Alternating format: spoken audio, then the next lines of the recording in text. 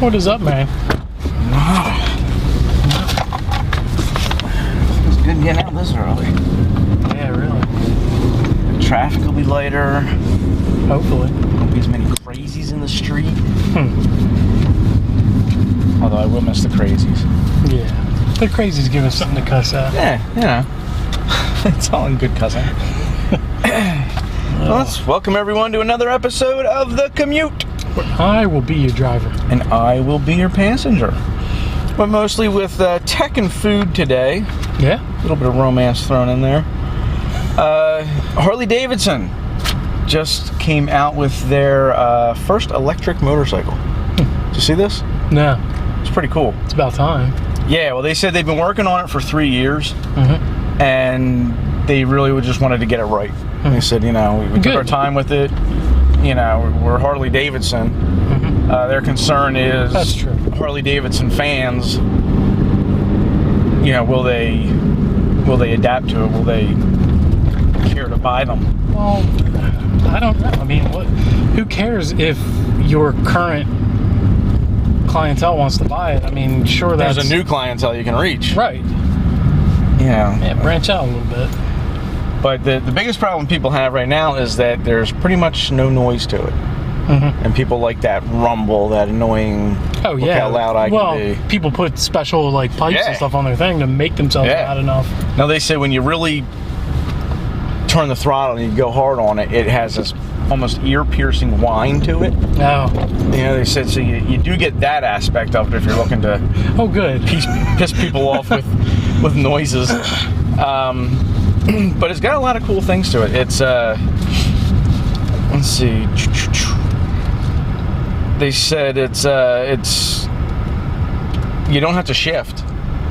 There's no shifting involved. Oh, that's cool. You just turn the throttle and you just keep it going until you get to your speed you want to get to. Well, that's kind of strange, though. I mean, I thought that was weird. That was the last thing I expected to read about it. That seems like I don't know if that's tweaked the right way. I mean, that's a whole lot of turning it, depending on how fast you want to go.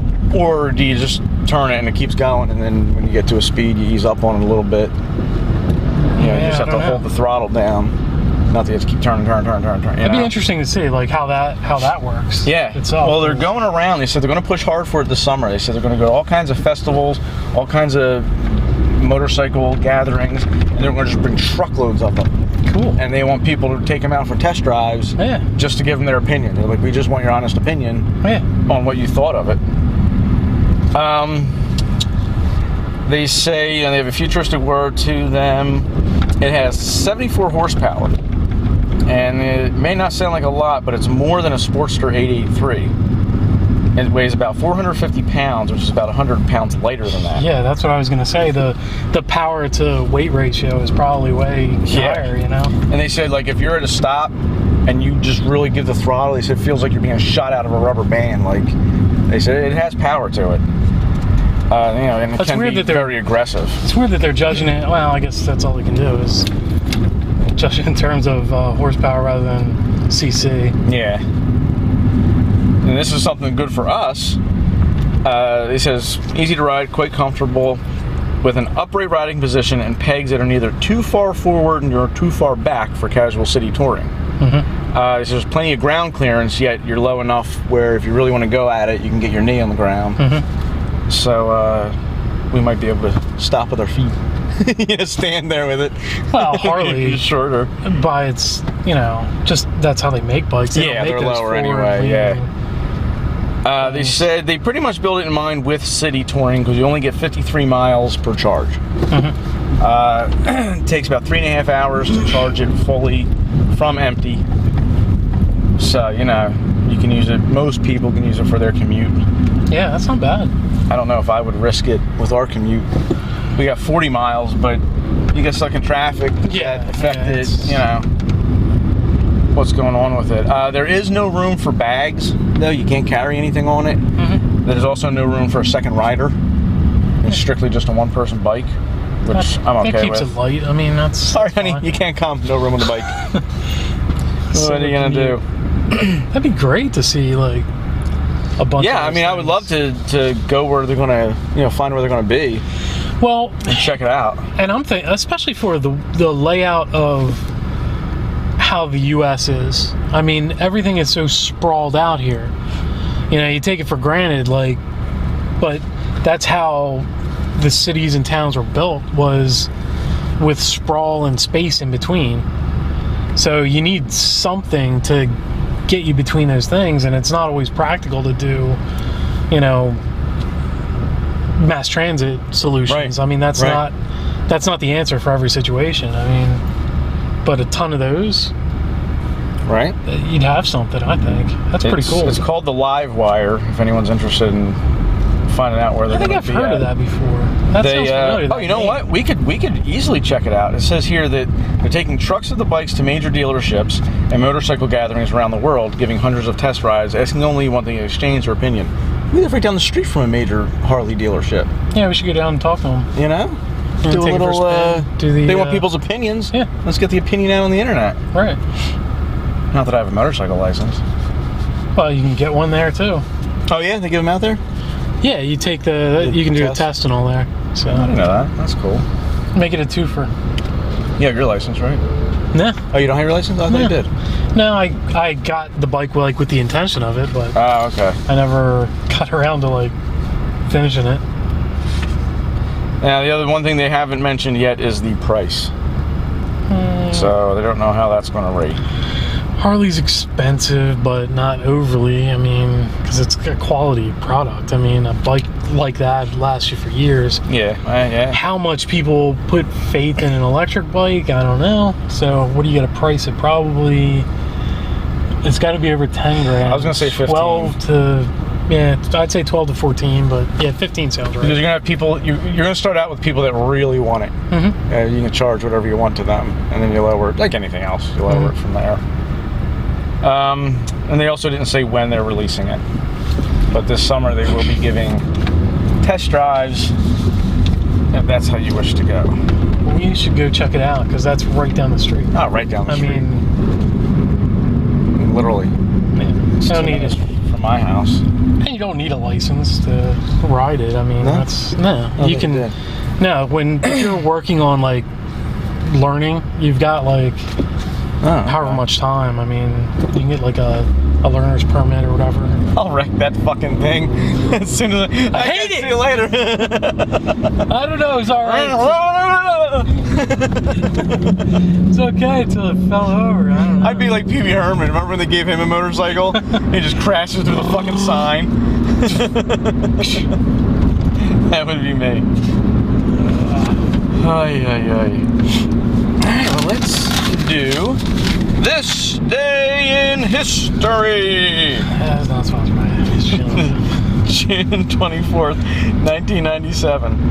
231-page report dismissing claims about the crash of an alien spacecraft in Roswell, New Mexico. It took them until 1997 to do that? Yep. Almost 50 years to the day that the crash happened. Jesus so it was coming up on the 50th anniversary celebration in Roswell. And at that point, was it necessary? Someone got paid for this? Yeah. How do we get these sweet fucking jobs, man? It was clearly a weather balloon, and those were dummies. Those were the bodies that they took away. They were dummies. That was 231 pages. Yeah. Son of a bitch. Explaining all the details, why they said what they said, because the Air Force called it a flying disc originally. So they had to dismiss all of that stuff. It was a balloon disc. Yeah. All new shape. I guess if it was stretched out. What do you think about the whole Roswell thing? Area 51. Oh, that's all. Well, I mean, Area 51's a real it's a real place. I know that. But I mean, think it's all alien stuff like people say? That's the fucking skunk works, man. That's where they've got like the new bombers and planes and shit flying out here. That's why there's dudes around there. There's dudes that sit on lawn chairs. Different lights. You know, all night, every night. Oh, yeah. You know, with binoculars looking at every plane that takes off there. Yeah. You know, there's not aliens taking off from there. No. It's funny to see it in movies. I mean, it's funny in movies. It's funny to see the documentaries about these people that go down, you know, and You gotta see the Louis Theroux one where he interviews he goes down there to Roswell and everything, talks to all these fucking people. I see something like that. I don't know, it might have been him. I don't know. What I enjoy, and I could be one of these people, the people that go down there and do it, and they cook out in their RVs and everything, but just to do it. They don't think there's really aliens there. Just but, as a tourist we're trap at Roswell. thing. Yeah, exactly. That'd be a good time. Take the kids, you know? Get some alien memorabilia. Yeah, man. I got abducted at the Roswell motor inn. Look, I got a lady alien eyeball thing. Yeah. Get the little antennas. It's great. June 24th, 1966. National Traffic and Motor Vehicle Safety Act passed. Set safety standards for motor vehicles. Efforts of Ralph Nader. Wow, the Ralph Nader? Yeah, Ralph Nader. He wrote a book on like I forget the name of it, but it was kind of like how fast is, no matter what, cars aren't going to be safe, so this is what we need to do to fix our laws, and basically laid out almost the entire law, in his book. Oh, that's pretty cool. Not that I'm a Nader fan, but... No, but, see a name that pop up. Yeah, something like that. Something significant as that. Yeah, how he got to where he was. Yeah, wow. But yeah, that was one of his big crusades. June 24th, 1993, Yale computer science professor David David G. injured when opening a padded envelope containing explosives. I remember this. 2 days after University of California geneticist was injured in a similar attack. Unabomb task force was set up to search for the Unabomber. This nut job. Bombings since 1978 was at 14 bombings since 1978, killed 3, injured 23 others. Eventually linked to Theodore John Kaczynski, former mathematician from Chicago. On May 4th of 98, he was sentenced to 4 life terms after pleading guilty to escape the death penalty. I remember, man, when that whole thing came to a head, oh Christ, people were afraid to open envelopes. Yeah. I was in college at the time, and everyone had your little mailbox thing. They sent us all stuff about mailbox safety and wear gloves on a mask when you're opening your stuff. Holy shit. Yep. He was originally a mathematician. Like he got a scholarship to go to like Harvard and study mathematics at like 16. Wow. And he was just... I didn't know that about him. But he had a lot of social problems and shit, and he just couldn't handle it. He withdrew from like society. And, he was living up in a little dinky cabin in the middle of the woods. Like on his brother's property. Yeah. And so that's why he targeted these. He became he was almost like a Luddite fundamentalist. Like he hated anything to do with like technology or pretty much anything along those lines. That's why those targets were specific to that. So he did. He bombed the president of American Airlines and like a bunch of airliners. One of his bombs like exploded in a plane. A bunch of people got injured from like the smoke inhalation. And so that was his thing. It was like slated to be this math genius, got his PhD, and then they're usually the smart ones, man. These crazies, Yeah, I guess. I don't know. There's a thing on. Did you ever see that Bowling for Columbine? Yeah. And Michael Moore goes to visit his brother. Oh, does he? His brother. Yeah, I don't remember that. And because they thought he was in on it for a while, and he was found not guilty. Yeah, he worked with the FBI to. Yeah, he kind of helped turn him in, but he was kind of saying like, well, that was just your plea bargain. He's like, no. He's like, I've never been guilty of anything. He's like, why do you sleep with a shotgun under your pillow? Like this guy's like, he's that kind of a nut, Mm-hmm. Like I don't want any kind of bullets under my head while I sleep. That's gonna be for a good night's sleep. June 24th, 1864.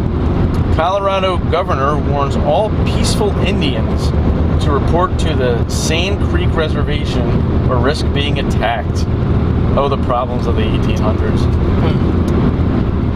The governor then issued a second proclamation for white settlers to kill and destroy all hostile Indians, and created a temporary militia to wage war on the Indians under the command of Colonel John Chivington. Chief Black Kettle of the Cheyennes and other lesser chiefs took the offers and settled in Sand Creek, but Chivington led an attack on the village on November 29th of 1864, brutally slaughtering 105 women and children. Wow, and 28 men. Scalped and mutilated the bodies. Holy shit. Mm-hmm. They meant business. Yeah.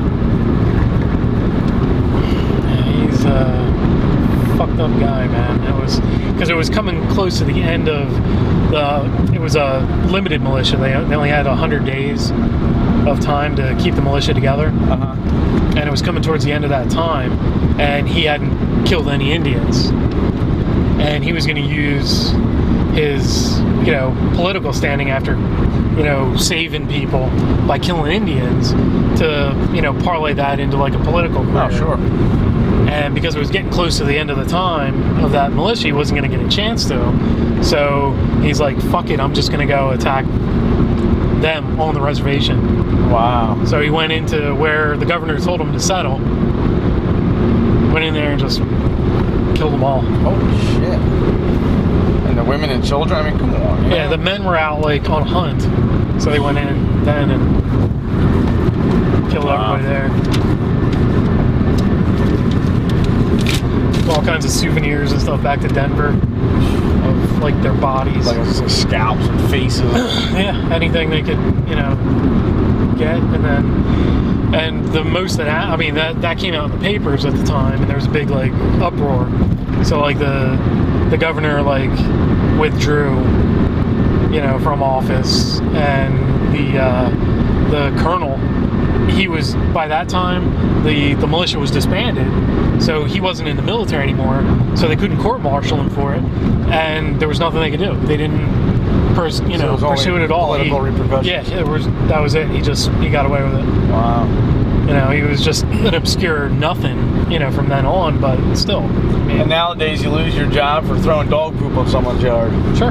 They don't know what real problems are, these people. Oh, let's see. We got time for a few more here. Greek yogurt, big thing nowadays. Mm-hmm. Pretty good. I like it. You like Greek yogurt? Yeah, it's not bad. Well, there's a lawsuit against them now, talking about how much sugar they put in. They geared as a healthy choice, to eat. Right.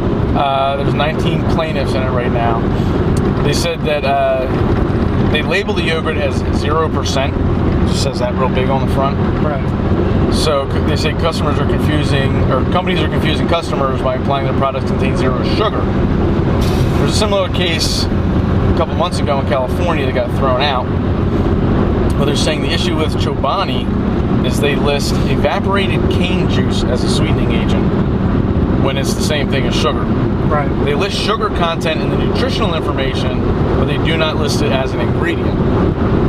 It only lists evaporated cane juice. Right. They're saying it's a juice, not a sugar, when it's just another way of putting sugar in there. Evaporated.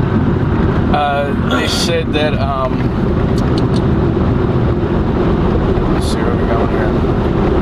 They said 0% means no fat, not no calories or no sugar. Yeah. And evaporated cane juice is sugar, not juice. Yeah, because fat is done by percent value, Right. not, grams. Exactly. So that makes sense. They said that some yogurts contain as much sugar as a Nestle fudge bar. Yeah. Said fudge bar contains 15 grams of sugar per serving. And some flavored yogurts, like Chobani's Blackberry, also contain 15 grams of sugar. Their Honeybee Nana contains 16 grams. And they said it's, no secret that when you add flavors to these yogurts, it's going to add sugar to it. But some of them contain more sugar than a Twinkie. Isn't that crazy? Yeah. Than a Twinkie, which is thought to be, the sugariest, worst thing ever. So they're checking that out, and they are being sued for not being so healthy at all. Their other issue was, they said, and you're not Greek either. They're like, what? Because they're not Greek? And they said, because you make it in America. It's not Greek at all. They were like, oh, God, back to that again. It forms it. They said that's just like saying an English muffin isn't English and French fries aren't French. It's in the Greek style. And it's just the same thing as fucking champagne or any of those. And what is that? Why are you going to sue somebody for that? Right. I thought I was only eating Greek food. Yeah. Then you fooled me. I can only have a particular yogurt in my body. All this. So, the sugar's surprising, though. Yeah, all that sugar. Yeah, I'm surprised that much. I mean, more than a Twinkie? Yeah. I'll just start eating fucking Twinkies.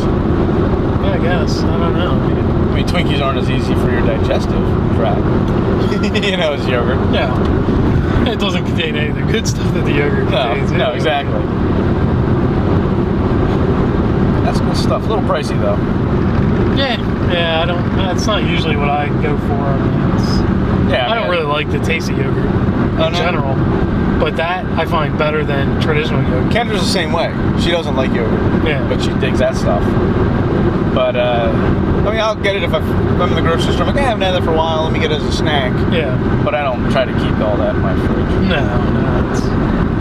And speaking of being pricey, Starbucks is raising the price on some of its drinks by 5 to 20 cents starting today. Well, that's okay. In July, you'll pay $1 or more for packaged coffee in the supermarket. You know what? I'm alright with Starbucks. Anything they want to do, they can do now. They've got they do a thing for their employees where they offer free college. Really? If you're an employee there, you can go to college. Oh, that I did not know. Yeah. So I was ready to give them shit for raising their prices on Don't give them shit, dude. Huh. Yeah, the dude was on the CEO or whatever was on the Daily Show like I don't know a couple months ago or something. I happened to say. Okay, if people want to spend their money, let them spend their money. Right, it's fine. Even though the coffee tastes like shit. I don't know, man. I had this mocha thing from there. It was fucking amazing. Yeah? Jesus, God, I've never tasted something. I've never been a fan as fucking good as that. Never had anything close to it. It was like the best like mix of like hot chocolate and like coffee. It was just perfect. Well, you'll be paying a lot more for them too. 5 to 20 cents. It says certain drinks such as tall brewed coffees and frappuccinos won't see higher prices in most places. I don't know what that's classified as. But tall brewed coffees were among the drinks that were hit by Starbucks. Like price hike you're getting. They said that the reason people are upset is coffee's going up everywhere because of the demand.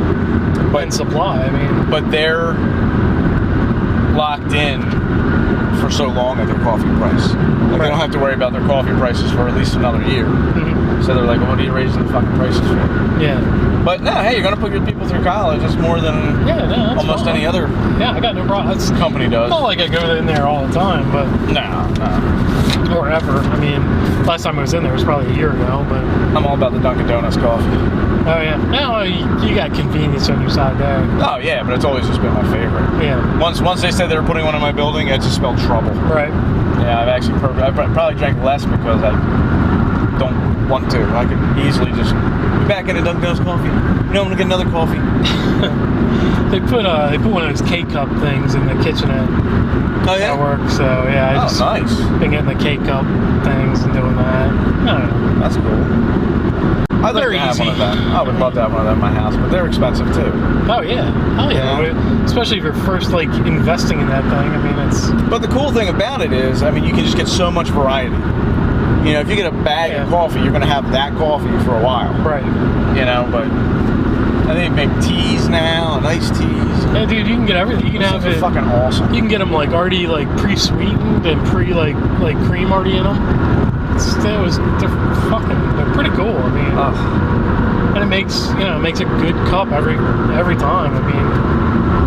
It's consistent. Easy would be the way to go because my wife is big into coffee. So I bought her a cappuccino machine, a real nice one year. Yeah.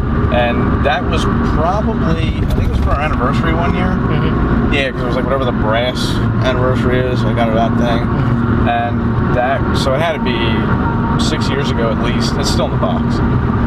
So, yeah. There's a lot to that. I don't know. I mean, yeah, but she wanted one. I guess we're gonna do the milk and everything. But hey, good segue to the next story. 13 secrets of happily married couples. Yeah. See, I got her a nice machine. Mm-hmm. She didn't touch it. Is that one of the secrets? No, yeah, don't open your gifts. Return them for money so you just don't get broke. What were you using the credit card that much for anyway? I told you not to use the fucking credit card. But there was someone on Reddit who questioned someone, why are you still married? And I guess they just put it out there, and people started flooding in with their responses on, this is what works. Just complete fucking idiots.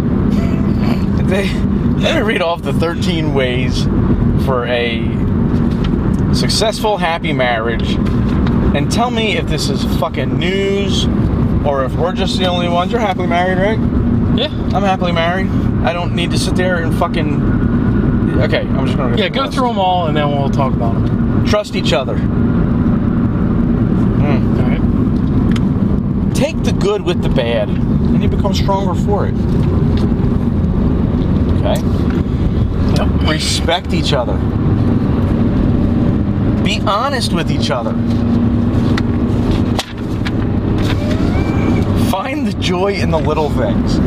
Now, I'm not going to find the joy in the big things. Yeah. I'm not going to find the joy in maybe family vacations and blowjobs. Mm-hmm. And everything else is fucking miserable. I fucking hate it. I can't wait for the next vacation / blowjob. It's embrace each other's differences. Wasn't that what you kind of love about each other? As well as the similarities. Yeah. You gotta have something in common, but the differences, though. as much as I would love to marry me, I can't. So you gotta find another person. Sure, you're gonna argue, but always fight fair. What the fuck does that mean? Fight fair? I don't know. Don't knife her? Don't push her down the fucking steps? Yeah. I guess don't bring up her mother? I don't know. That's weird. But it goes back with the other thing. Like, yeah, take the go with the bad. You're going to fight, whatever. Get the fuck over it. Live with anybody for your entire life and not fight. See how that works out for you. Yeah. Good luck with that. That's an arranged marriage. But even they're going to fight. Yeah, what are you going to do? You can't leave. This is all arranged. Yeah. Have fun even when doing absolutely nothing at all. That's... I'm doing nothing. Oh, okay. I mean, I guess enjoy each other's conversation. Yeah. That's basically it. Which, if you can't do that, you're not going to get married in the first place. Every time I'm with this bitch, it's just boring as shit. We don't talk about anything. We just stare at each other, waiting to go on vacation. Cheer each other on. Be your partner's cheerleader. Instead of telling them, "Yeah, fucking idiot, You suck? you can't do that." Stop sucking. Dumbass. Love each other, flaws and all. It's like starting to repeat stuff. Yeah. Well, if these are based on like the top Reddit answers, I see where this is coming from now. I mean, yeah, but I mean, you even have to tell somebody that, like, how are you still married? How about just, I love him. Yeah. Don't worry about it. You love your person in your way. Yeah. Or, if I need to tell you this, you're not the marrying kind. Right. You'll never be married, or I'm sure you've had 5 failed marriages by now. You're way too selfish and get the words right out of my mouth. I was gonna say, selfish will kill anything. And first thing we both think of, if you're selfish, you're not gonna. Not one of these says don't be selfish. Don't be a selfish prick. That should be number 1. They feel lucky that they found each other. Support each other, which is kind of being your cheerleader. And understand that in sickness and in health is more than a phrase, it's a promise. That I'll give them. I'll give them that because I don't know if a lot of people think too far into the future. Yeah. You know, everything's good now, but well, guess what? You're going to be 71 days shitting your pants. Mm-hmm. And by saying I do, that means you're going to be the one cleaning it up. Right. Unless you start shitting your pants first. Mm-hmm. You know, then I'm going to be the one cleaning it up. It's a race to I honestly don't think that people think that far when they start to hit midlife. Yeah. And, you know, let's start to go down and whatever, and you're not as there for energetic. What do you change? Yeah. And I don't think people see that. So that is the one thing I will give them. And I will take away from them that they didn't say, don't be a selfish prick. Mm-hmm. So, you know. Yeah, it's kind of... It kind of pissed me off to read, but I had to print it up and go through it. I just had to know that I wasn't alone. Right. In the fact that... Yeah, no, those are people still pretty have much to tell self-evident each other things. that. Yeah. And you have problems. So anyone out there that was like, oh, really? You're a fucking asshole. Mm-hmm. I'll tell you right now, you're a fucking prick. And don't get married. If you're thinking about getting married, don't do it. If you're already married, start selling all your shit and hiding the money in the basement or something. I don't know. Yeah, because it ain't gonna last. Or depending how it goes, just walk away from it. Walk away and take nothing. Just walk into the wilderness. Don't ruin anyone else's life. Don't, man, kids. Yeah, that ruins don't have it. kids unless you already have kids. What do you got? You can't. Jesus God. What are we doing? All right, well, glad that we could be marriage counselors here today on the commute. We're not good ones. We're not very good at it, but That's more of a preemptive strike. I mean, it's, don't be a prick. And if you are a prick, don't get married. That'll be $500. Yeah. So, but anyway, that'll do it. Any comments or questions? Definitely send us an email to thecommutepodcast@comcast.net. Like and subscribe on Facebook and YouTube. Check out our website, tocommute.com, TWOcommute.com. And follow us on Twitter @DriverPassenger. Hope to see you soon.